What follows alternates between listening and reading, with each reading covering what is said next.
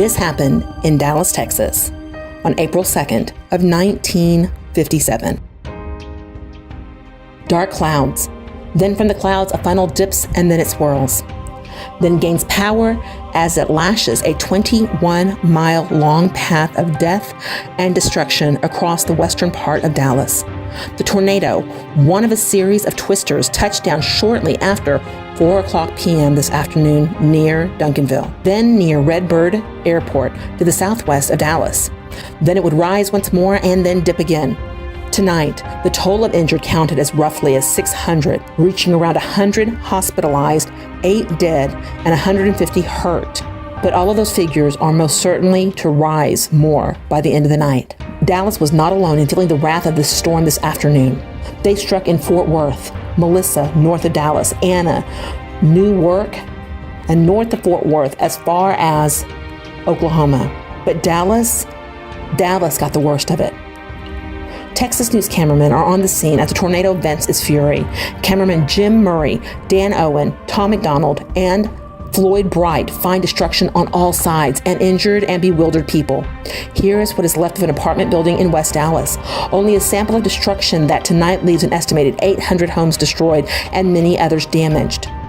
These films show the tornado as it dips at Singleton Boulevard, the main thoroughfare through West Dallas. Emergency vehicles running Code 3 rushed to the scenes of the worst destruction. West Dallas and Oak Cliff were two of the hardest hit areas.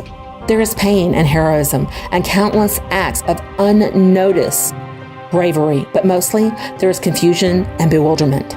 The funnel took about 20 minutes and then it was all over.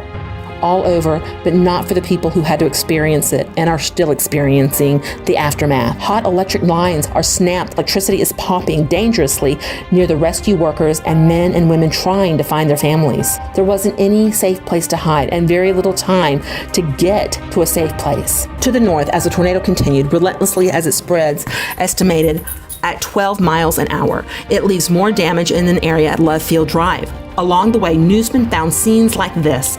A deliriously happy mother reunited with her children that she feared were lost. But not everyone was so lucky. Parkland and Methodist hospitals were crowded to overflowing. All police were on duty. Here's an area at Lynn Street and Love Field. And everywhere you see destruction. For vehicles, the streets were difficult to travel. This scene was reenacted hundreds of times throughout the day. Families together again, lucky and thankful to be together. Despite destruction, just to be safe in one another's arms. Further to the north, the storm veered to the west, just enough to miss the Love Field terminal. It moved to a warehouse district at Denton Drive. Coming, I was too frightened to go outside, so I take my baby from the bed and got down on my knees open.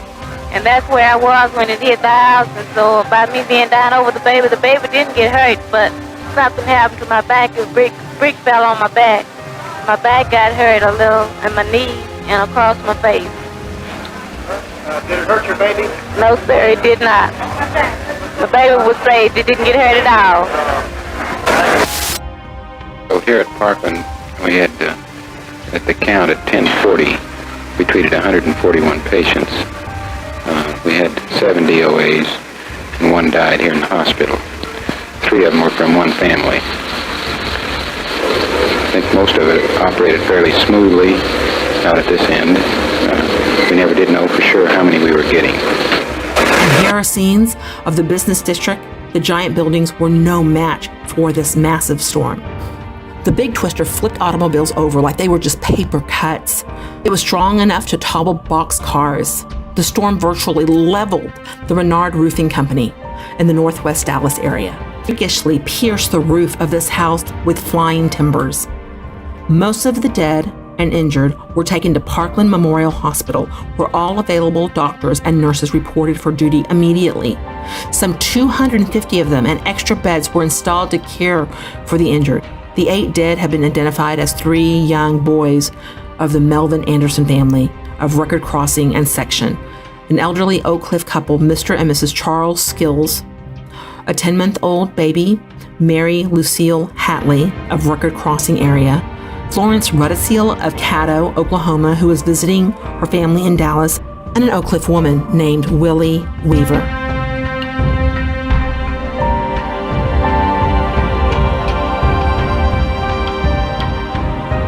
This happened in Dallas, Texas on April 2nd of 1957.